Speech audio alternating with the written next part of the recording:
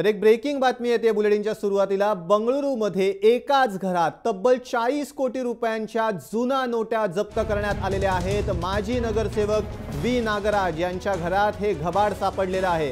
Kidnapping केस प्रकरणी या घराची झडती घेण्यात आलेली होती। या झडती दरम्यान मोठा शस्त्रसाठा आणि जुन्या नोटांचं घबाड सापडलेलं आहे। बंगळुरूमध्ये एकाच घरात तब्बल 40 कोटी रुपयांच्या नोटा जप्त करण्यात आलेल्या आहेत। आपण व्हिज्युअलच्या माध्यमातून हे बघू शकतो।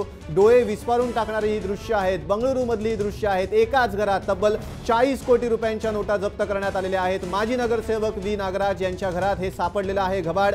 किडनॅपिंग केस प्रकरणी या घराची झडती घेण्यात येत होती आणि याच झडती दरम्यान हे घबाड सापडलेलं आहे। झडती दरम्यान मोठा शस्त्रसाठाही जप्त करण्यात आलेला आहे।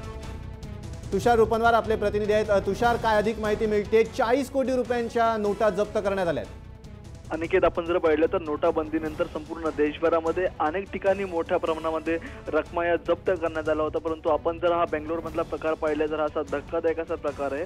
कारण की व्ही नागराज हे माजी नगरसेवक आहे। त्यांना अनेक जी प्रकरण आहे त्यांच्या अपहरण प्रकरणामध्ये त्यांना अनेक वेळा त्यांचं नाव आलं होतं आणि त्याच प्रकरणासंदर्भात पोलीस त्यांच्या घरी चौकशी करण्यासाठी गेले। त्यांना त्या ठिकाणी त्यांना अरेस्ट करण्यासाठी गेले होते। मात्र त्यावेळी त्याच्या घराची जेव्हा झडती घेण्यात आली तेव्हा त्या ठिकाणी मोठ्या प्रमाणात त्यांना या नोटा आढळून आलेल्या आहेत आणि त्यामध्ये आता जर आपण पाहिलं तर ही रक्कम 40 ते 50 करोडच्या घरात असल्याची आपल्याला माहिती मिळते। त्याचप्रमाणे त्या ठिकाणी घरामध्ये अनेक अवैध असे त्या ठिकाणी शस्त्र सुद्धा आढळलेले आहेत। त्याला कोणत्याही प्रकारचा त्यांच्याकडे परवाना नाहीये। त्यामुळे ही सगळी कारवाई एक मोठी कारवाई म्हणावी लागेल। नक्की, धन्यवाद तुषार दिलेल्या संपूर्ण माहितीबद्दल। तर बंगळुरूमधली दृश्य आपण आता पाहतोय। बंगळुरूमध्ये एकाच घरात तब्बल 40 कोटी रुपयांच्या नोटा जप्त करण्यात आलेल्या आहेत। माजी नगरसेवक व्ही नागराज यांच्या घरात हे घबाड सापडलेलं आहे। किडनॅपिंग केस प्रकरणी घराची झडती घेतली जात होती आणि या झडती दरम्यान हे मोठं घबाड सापडलंय।